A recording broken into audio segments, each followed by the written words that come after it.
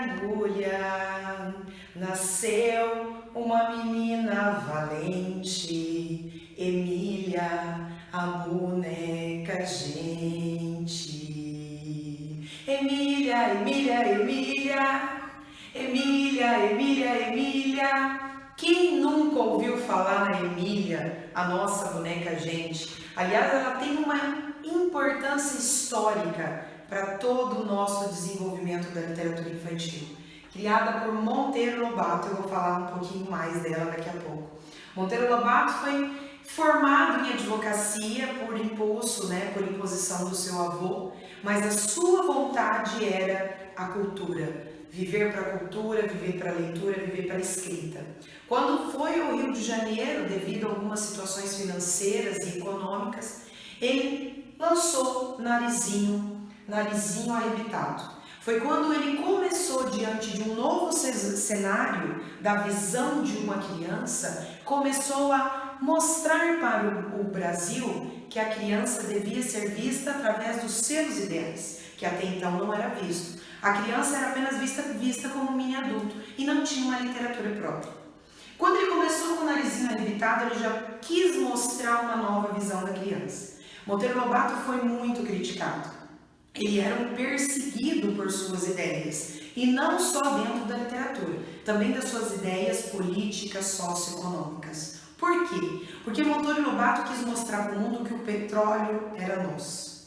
Ele não podia falar isso, até porque ele estava no momento da ditadura Vargas, e ele era perseguido, tanto é que ficou 6 meses numa prisão, por falar demais, por ter nas suas obras a chance de falar e querer levar essa ideia nacionalista para frente. Monteiro Lobato lançou um livro chamado Urupês. Quem não conhece o Jeca Tatu? O famoso Jeca Tatu.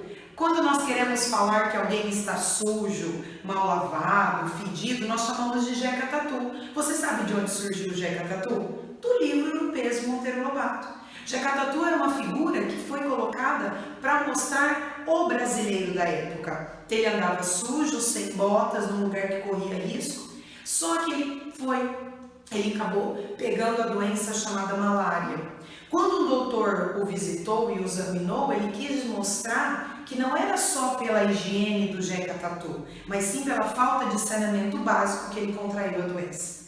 Então, o livro retratava a ideia da figura, como era visto o brasileiro como uma pessoa que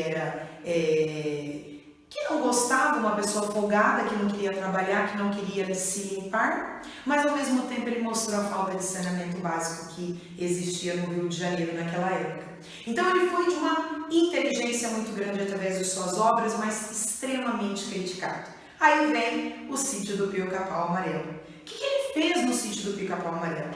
Ele deu voz a Emília. Emília falava sobre o petróleo, porque ele não podia falar. Uma boneca que falava, que tinha ideais, que questionava, que argumentava. Quer dizer, nós estamos numa nova era.